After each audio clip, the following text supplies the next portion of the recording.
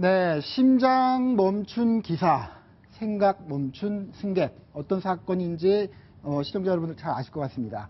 얼마 전 그 심정지를 당한 택시기사를 혼자 두고 골프백을 챙겨서 유유히 떠난 그 두 손님 이야기가 공분을 샀는데요. 네. 좀 더 자세한 추가적인 영상이 공개됐습니다. 그 영상을 같이 한번 보시겠습니다. 네, 지금 뒤에 부인이 서 있습니다. 부인이 그 트렁크를 열려고 하다가 안 되니까 남편이 문을 열죠. 문을 열고 직접 자기가 차키를 꺼내와서 그 트렁크를 엽니다. 그리고는 골프백을 꺼내죠. 저 상황이 아내의 택시기사는 심정지 상태로 지금 위급한 상황에 처해 있는 저 상황이에요. 그렇습니다. 문도 열어놨고요. 문도 열어놓고 그냥 트렁크 문도 열어놓고 유유히 택시를 타고 이제 가버립니다. 왜 저렇게 급했을까요? 조금 더 온정의 손길을 내밀 수 있었는데요. 그 이유를 한번 경찰 관계자의 말로 들어보겠습니다.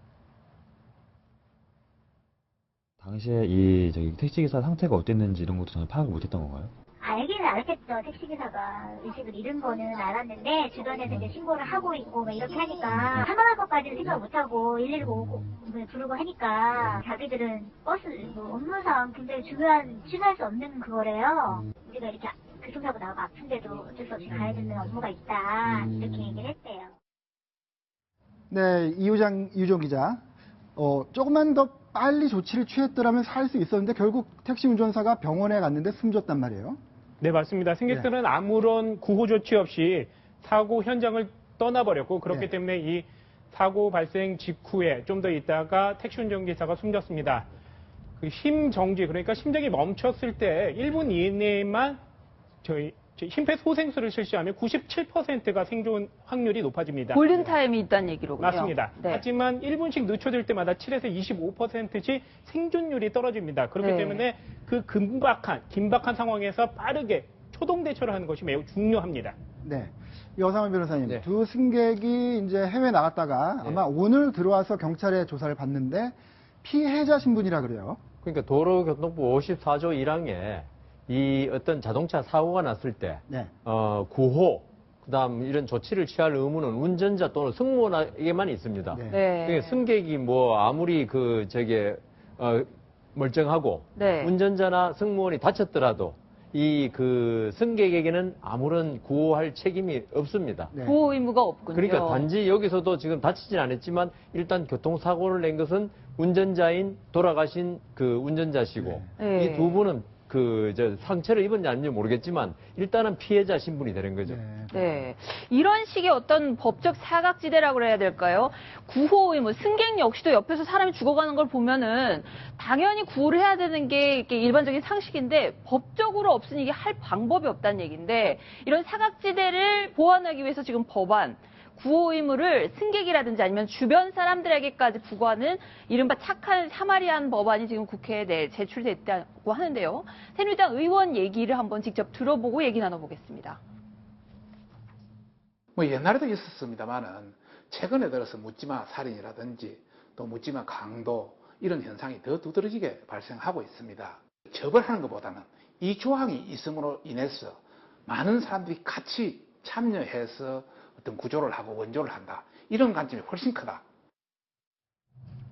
이수희 의원님, 지금 이제 법안 내용이 뭐 어떤 건지 대략 짐작 가는데 뭔가 좀 구체적으로 좀 설명을 해주시고요. 그리고 뭔가 그런 거 있잖아요. 내가 도와주려고 도와줬는데 내 선의와는 다르게 피해자 쪽에서 예를 들어 당신 때문에 더 상황이 나빠졌다 이렇게 얘기를 할 수도 있는 거잖아요. 예, 실제 이제 그런 일도 있고. 벌어졌었고요. 네. 지금 새누리당 박성중 의원이 지난 6월에 발의한 그 법은 이제 선한 사마리안 법이라고 하는데, 네. 저 법에서는 구조 불이행죄예요. 네. 이게 뭐냐면 재난이나 범죄로 인해서 구조가 필요한 사람을 보고도 구조할 수 있었음에도 구조하지 않았을 때는 범죄로 규정해서 처벌하겠다라는 개정안입니다. 이게 만약 그렇게 안 했을 때 1년 이하의 징역, 300만 원 이하의 벌금에 처하도록 했고, 네. 또 이렇게 구조하다가 이 구조하는 분이 다치거나 뭐 이런 경우에는 네. 의료급여를 미리 지원할 수 있는 그런 발의를 했는데, 이런 법안을 발의를 했는데, 네. 이 선한 사마리안 법에 대해서는 이걸 이렇게 법으로까지 규제를 해야 되냐 말아야 되냐는 이제 찬반 양론이 아주 팽팽하게 대비가 됩니다. 그런데 네. 이런 일들이 있을 때마다 댓글에서는 이제 저 두 승객에 대해서도 아주 심한 이제 비판들이 많이 가해지는데요. 네. 하나는 뭐냐면 정말 내가 선의에서 어떤 사람들을 구했는데 외려 내가 덤탱이를 쓰는 경우들이 실제 있었단 말이죠. 네. 우리나라 같은 경우에는 한 2014년 경인 것 같은데 네. 대인 병원에서 대기실에 있던 84세의 할아버지가 네. 떡을 먹다가 그게 식도에 걸려서 이제 쓰러진 거예요. 의식을 네. 잃은 상황에서 그 의사가 이 하임리법이라고 해서 이렇게 이 배 쪽, 가슴 쪽을 팍팍 누르는 게 있어요. 그러면 이렇게 다시 토할 떡이 수가 있으니까, 나오는, 떡이 네. 나오니까. 그렇게 해서 구조를 했는데 네. 나중에 그 할아버지가 그 구조 과정에서 갈비뼈가 부러졌다 그래서 그래서 이 의료보험의 심평원에서 이 의사한테 당신이 구조하다가 갈비뼈가 부러졌으니 그 피해에 50만 원을 내라 뭐 이런 구상이 들어온 사례가 있었다는 거죠. 뭐 이런 것부터 해서 아니면 어떤 폭행 현장에서 피해자를 구조하다가 도와주다가 네. 외로 또 공동폭행으로 엮이는 경우도 있고 네, 네. 이런 것들 때문에 또 좀 이런 각박해지는 것도 있는 것 같습니다. 네. 괜한 오지랖이다 이런 비난을 들을 수도 있기 때문에 사람들이 그렇게 주저하는 경우가 있다고 하는데요. 아무튼 이 법안 어떻게 돼가는지 한번 잘 지켜봐야 될 것 같고요. 자, 그 다음 얘기는요. 우리 수영 국가대표 전현직 선수들 얘기입니다. 뭐가 그렇게 궁금했을까요? 여성 선수들 탈의실을 훔쳐봤다고 하네요. 다음 소식에서 알아보겠습니다.